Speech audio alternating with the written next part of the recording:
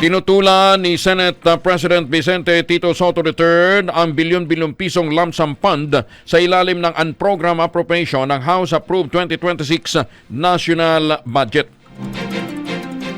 Ayon kay Soto, hindi papayagan ng Senado ang tinatayang 80 billion pesos hanggang 200 billion pesos na unprogrammed funds na iniulat sa kanya ni House Speaker Faustino D. III nang walang malinaw na detalye kung saan gagamitin.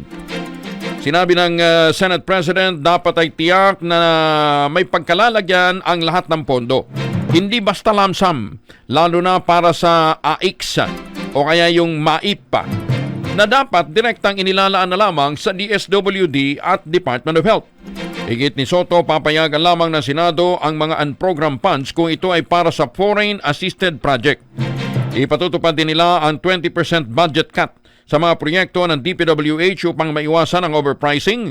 Pinag-aaralan na rin ang paglilipat ng ilang mga proyekto sa mga lokal na pamahalaan para sa mas mahigpit na monitoring.